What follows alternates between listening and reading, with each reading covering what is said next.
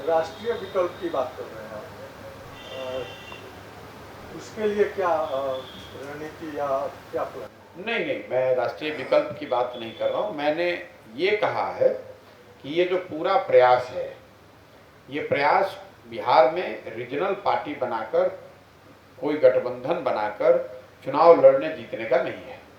ये प्रयास है एक नई बेहतर राजनीतिक व्यवस्था बनाने के लिए, जिसमें समाज को मत के, समाज के मदद से एक लोकतांत्रिक, सही मायनों में एक लोकतांत्रिक दल का गठन किया जाए, अगर सबकी सहमति हो तो। और उस दल का गठन ही सिर्फ लोकतांत्रिक तरीके से ना हो, उसको बनाया और चलाया भी लोकतांत्रिक तरीके से जाए।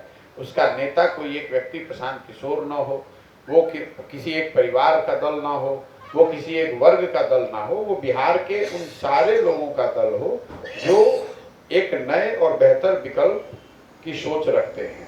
मैंने ये भी स्पष्ट किया है कि ये जो पूरी सोच है, ये महात्मा गांधी के कांग्रेस से प्रेरित है, जो आज़ादी से पहले कांग्रेस थी।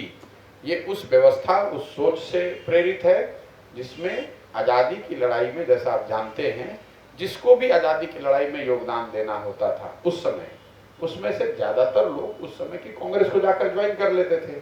उनको ये नहीं पता होता था कि आज़ादी की लड़ाई की स्ट्रेटेजी क्या है, देश आज़ाद कैसे होगा, लेकिन वो कांग्रेस का प्लेटफॉर्म ऐसा एक प्लेटफॉर्म, विश्वसनीय प्लेटफॉर्म था जिसको लोग ज्वाइन करते थे, इस आशा और अपेक्षा से कि वो अपनी योग्यता, अपनी क्षमता, अपनी इच्छा के अनुसार कुछ न कुछ उस बड़े महायज्ञ में, देश को आज़ाद कराने में अपना योगदान कर पाएंगे। और कांग्रेस, उस समय की कांग्रेस की लोकतांत्रिक व्यवस्था ऐसी थी कि आपको अपनी क्षमता, इच्छा के अनुसार कुछ न कुछ करने को मिल जाता था। तो हम लोगों ने देखा है, बहुत लोगों ने गांव के स्तर पर बहुत काम किया, कुछ लोगों ने अखबार निकाला, कुछ लोग धरने पर बैठे, कुछ लोग जेल भरो आंदोलन का हिस्सा बने, कुछ लोगों ने अहिंसा का पाठ पढ़ाया, कुछ लोगों ने जाकर रेलवे लाइन उखाड़ा, बम फेंका।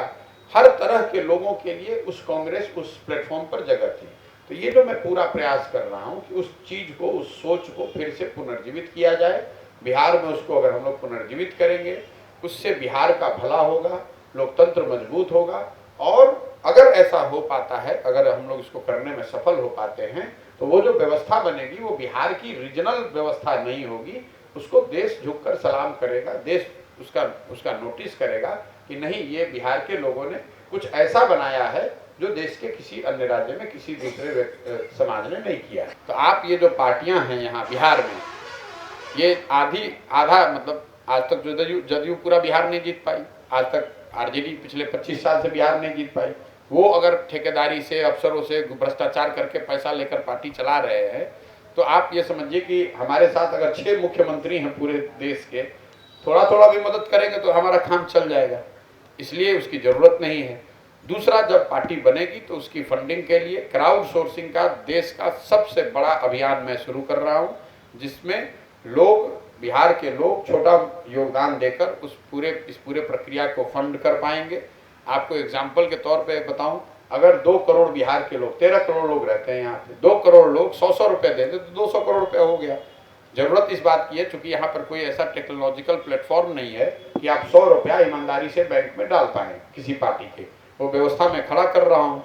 जब पार्टी बनेगी उससे बहुत पहले इस अभियान को शुरू करेंगे। आप देखेंगे कि लोगों के 100 रुपये, 200 रुपये योगदान से ही बहुत बड़ा फंड इकट्ठा किया जाएगा, जिसकी मदद से ये पूरी व्यवस्था को आगे चलाया जाएगा।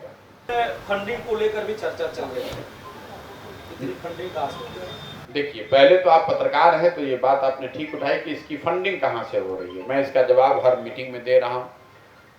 अगर आप सामाजिक, राजनीतिक कोई अभियान कर रहे हैं तो सबसे ज़्यादा पैसा लगता कहाँ है, पहले ये समझिए। सबसे ज़्यादा पैसा लगता है अगर आप हेलीकॉप्टर से चल रहे हैं, आ रहे हैं, नेता आते हैं रैली करने, तो गाड़ियों से आते हैं, हेलीकॉप्टर से आते हैं, प्लेन से आते हैं, उसका पैसा लगता है। नेता जो मंच बनाते हैं, मैदान बुक करते हैं, बड़े बड़े मंच जो बनाए जाते हैं, उसमें पैसा लगता है। रैलियों को लेकर, मीटिंग्स को लेकर जो विज्ञापन होता है, उसमें पैसा लगता है। और चौथा सबसे बड़ा पैसा लगता है लोगों को बसों में भर के लाने में। बस में, गाड़ी में, ट्रैक्टर में आप लोगों को भर कर ले आते हैं। अगर आप ध्यान से देखेंगे तो इस पूरे अभियान में मैं ये चारों काम नहीं कर रहा हूँ। मेरा हेलीकॉप्टर का तो कोई खर्चा है नहीं, मैं तो पैदल चल रहा हूँ। मैं कोई मंच बनाता नहीं हूँ, क्योंकि मैं तो रोड के किनारे खड़ा होकर 50-100 लोगों से बात कर रहा हूँ। मैं कोई विज्ञापन कर नहीं रहा हूँ कि कहाँ पर क्या रैली है, आपने कहीं कोई विज्ञापन नहीं देखा होगा। और मैं बस में भरकर, गाड़ी में भरकर किसी व्यक्ति को, आप पूरे चंपारण में आप बता दीजिए कि कोई बता दे कि मैंने किसी को 1 रुपये का पेट्रोल भी दिया हो कि भाई आप हमारे मीटिंग में आइए। तो इन 4 विषयों पर मेरा खर्च 0 है। तो इसलिए दूसरों के मुकाबले मेरा खर्च कम है। खर्च कहाँ कर रहे हैं? खर्च इस व्यवस्था को बनाने में किया हुआ है कि पदयात्रा को सुचारू तरीके से चलाया जा सके। और ये खर्च जो है ये उन लोगों से आ रहा है जिनको मैंने पिछले 10 साल में राजनीतिक तौर पर मदद करी है। मैंने ये बताया है कि पैसा सरस्वती से आ रहा है। मैं कोई MP हूँ नहीं, विधायक हूँ नहीं, मंत्री हूँ नहीं, अफसर हूँ नहीं, ठेकेदार हूँ नहीं। बिहार में कोई आदमी कह नहीं सकता है कि मैंने उससे 1 रुपया भी लिया है। तो पिछले 10 साल में कम से कम 11 चुनाव हमने लड़ाए, उसमें 10 हम लोग चुनाव जीते हुए हैं। 6 राज्यों में मुख्यमंत्री अभी वो हैं जिनके मुख्यमंत्री बनने में हमने कंधा लगाया है। उनसे कभी किसी से पैसा नहीं लिया। आप चाहे मीडिया में कुछ भी लिखते रहे, अब मांग रहे हैं, अब उनसे मदद ले रहे हैं, उनसे कह रहे हैं कि भाई बिहार में हम एक प्रयास कर रहे हैं, आप हमारी मदद कीजिए।